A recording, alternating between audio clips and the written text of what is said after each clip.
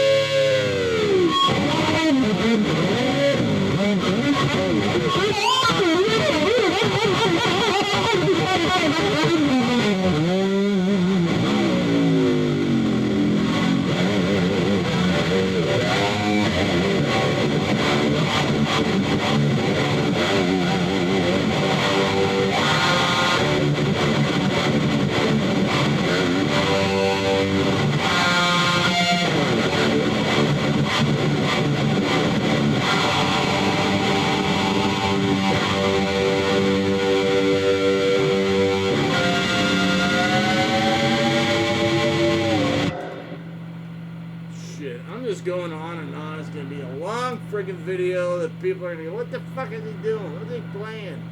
Talking about John Travolta and some dude who looks like Tom Selleck trying to beep. And then he goes into some shredding, which is, but I am getting better, right? Just tell me, yeah, you're getting a little better. It's still a little sloppy, but it's better. And this friggin' guitar shreds. This is a friggin' beast now. It's a lot better play-wise and sound-wise.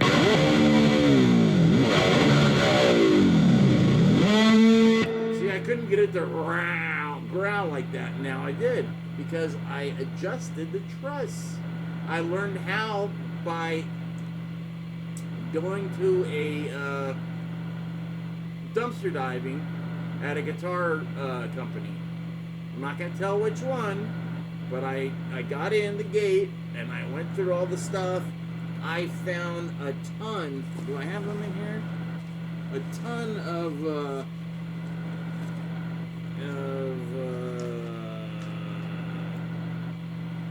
wrenches. Well, they're in here, but it's not the bag that I thought it was. But listen, that's all wrenches. You know, for truss, for this, for everything, for that, friggin' wrenches for everything. And then I got some kind of friggin' weird, I don't know what the hell that is, but I got a ton of stuff, and I'm like, whoa. And one of it was how to adjust truss. You know, I'm like, I've seen this all the time. I see them do it on friggin', I still don't know what they're doing. But this one was step by step. I wish I could tell you the company, but I do not want to, because if anybody around here goes, it's not by me, but it's near me. And if they go and they start taking this shit, I'm going to have to kill you. Because I got it all to myself now. And I'm taking out tons of friggin' stuff. Pickup rings, I got these. I got 56 of them. In one. I don't dive. I have one of those old person clamper things. I pull it all out, and I pull out the cases, and I rip out the friggin' wrenches because they're all taped to the side, and just tons of stuff. And I can't believe they throw it away. Friggin' these bars, I have 30 of them. 30 black ones that they just threw out. Some of them weren't threaded, but most of them were. And I tried them, and they all work. It's crazy. I don't know why they would do that, but they do.